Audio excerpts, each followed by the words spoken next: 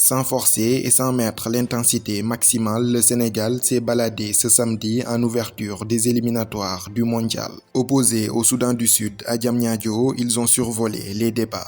Un score sans appel de 4-0, avec un doublé de Sadio Mané pour sa 5e sélection sous la tunique des Lions. Et deux autres réalisations signées Pape Matar Sarr et Lamine Camara. Les deux jeunes Lions marquaient d'ailleurs leur tout premier but en équipe nationale du Sénégal. Dans les deux autres matchs du groupe B, la République démocratique du Congo a disposé de la Mauritanie 2-0. Le Soudan et le Togo s'étaient quant à eux quittés en bons amis, un but partout. Avec un goal average favorable, les champions d'Afrique prennent les commandes du groupe B avec 3 points plus 4. Ils sont suivis de très près par les Léopards de la République démocratique du Congo, 3 points également plus 2. Le Soudan et le Togo sont 3e ex-aequo avec 1 point chacun. La Mauritanie est 5e et le Soudan du Sud bon dernier. Pour le Sénégal, pas le temps de savourer, puisque la deuxième journée des éliminatoires de la Coupe du Monde arrive à grands pas. Ils seront en déplacement au Togo qu'ils affronteront ce mardi 21 novembre 2023 à 16h heure sénégalaise au stade de Kégué à Lomé dans la capitale togolaise. Une enceinte de 30 000 places avec une piste d'athlétisme inaugurée en janvier 2000. Récemment rénové, le stade de Kégué est doté d'une pelouse naturelle globalement dans un bon état et propice au bon football. L'infrastructure répond largement aux normes CAF et FIFA. Elle remplit toutes les conditions pour recevoir des matchs internationaux, contrairement à leurs voisins de la sous-région comme le Burkina et la Guinée qui jouent leurs matchs à l'extérieur car n'ayant pas de stade homologué, les éperviers, eux, ont l'avantage de recevoir à domicile.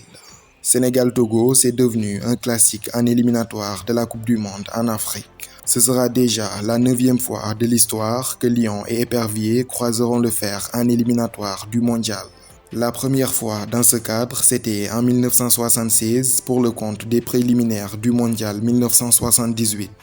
Victoire à Lomé du Togo 1-0 et match nul 1 but partout à Dakar. En 1996, dans le cadre des tours préliminaires de la Coupe du Monde France 98, le Togo bat encore le Sénégal et va chercher un nouveau match nul, 1 but partout à Dakar le 16 juin 1996. La double confrontation la plus marquante, c'est celle des éliminatoires du Mondial 2006. Entraîné à l'époque par le technicien nigérian Stéphane Keshi et porté par sa star Emmanuel Adebayor, le Togo va créer la surprise. Une victoire éclatante 3-1 à Lomé le 20 juin 2004, puis un précieux match nul 2 buts partout au stade Léopold Sédar Senghor de Dakar, leur ouvrait pour la première fois les portes de la Coupe du Monde 2006 en Allemagne. Un exploit retentissant pour ce petit pays d'Afrique de l'Ouest. Avec un entraîneur africain à sa tête en la personne du Nigérian Stéphane Keshi, l'histoire est encore plus belle. Toutefois, suite à une CAN 2006 très décevante, Stéphane Keshi, qui avait qualifié l'équipe à la Coupe du Monde, fut démis de ses fonctions. Pour le remplacer, l'ex-sélectionneur allemand du Sénégal, Otto Pfister, fut choisi pour mener l'équipe vers sa première campagne mondiale.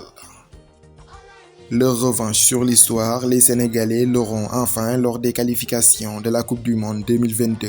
Les deux équipes sont encore dans la même poule. Au stade Lat Dior de Thiès, le 1er septembre 2021, le Sénégal s'impose devant le Togo. 2-0 grâce à des réalisations signées Sadio Mané et Abdou Diallo. L'archi leader est déjà qualifié pour les barrages avant le match retour. Les hommes d'Aliou Cissé frôlent la défaite. À Lomé, sous une forte pluie, Pape Abou Cissé marque contre son camp. Mais Habib Diallo sauve le point du match nul dans les ultimes secondes. Au Togo, le Sénégal n'arrivera pas en terre conquise. Les Lions n'ont jamais gagné au Togo en éliminatoire de la Coupe du Monde. Leur meilleur résultat en éliminatoire du mondial à Lomé, c'était un match nul, 1 but partout, décroché en fin de match en 2021. Au total, dans l'histoire, il y a eu 26 rencontres entre les deux sélections ouest-africaines. 9 victoires pour le Sénégal, 8 pour le Togo et 9 matchs nuls. Togo-Sénégal, ce sera un match dans le match entre Aliou Cissé et le Portugais Paulo Duarte à la tête de la sélection des éperviers. Ce sera déjà la 5e confrontation entre les deux entraîneurs en qualification de la Coupe du Monde. En 2017, Paulo Duarte était sur le banc des étalons du Burkina Faso. Ils avaient décroché 2 matchs nuls contre le Sénégal, 0 but partout à Dakar et 2-2 à Ouagadougou. Lyon et étalons étaient au coude à coude pour une place en Russie. Le Sénégal s'était finalement qualifié et non sans polémique. Pour cause, les Burkinabés avaient notamment trouvé injuste le fait de rejouer le match Afrique du Sud-Sénégal, dont le résultat fut manipulé par l'arbitre ghanéen Joseph Lamté. Après une enquête rigoureuse de la FIFA assortie de preuves concrètes, justice avait été rendue. Le match s'était rejoué dans les règles de l'art au Peter Mokaba Stadium de Polokwane en Afrique du Sud. Les Sénégalais sortent vainqueurs de ce match 2-0 et se qualifient pour la Coupe du Monde. Les Burkinabés ne veulent rien entendre et crient au scandale sur tous les toits. Paulo Duarte, lui, ne mâche pas ses mots. Pour lui, le Sénégal avait carrément volé sa qualification. Il le criera haut et fort à chaque fois que les micros de la presse lui seront tendus. Mais le temps est le meilleur des remèdes, comme le dit l'adage. En 2021, sa route croise encore celle du Sénégal. Paulo Duarte est cette fois sur le banc des éperviers du Togo. À Thiès, il est battu 2-0 par Aliou Cissé. Ce même Sénégal finira largement leader de son groupe devant le Togo. Cette fois, les bouches sont clos. Pas de polémique, Paulo Duarte se mue dans un silence total.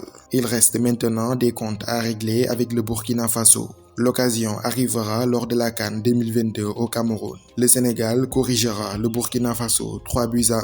Histoire d'enterrer définitivement la polémique et de confirmer son mérite. Tout est bien qui finit bien. Les meilleures réponses sont sur le terrain et non dans les médias. Le Sénégal l'avait prouvé à Duarte et au Burkinabé. 2 missions pour les champions d'Afrique ce mardi, conforter sa première place du groupe B et enfin vaincre le signe indien en gagnant pour la première fois en terre togolaise en qualification de la Coupe du Monde.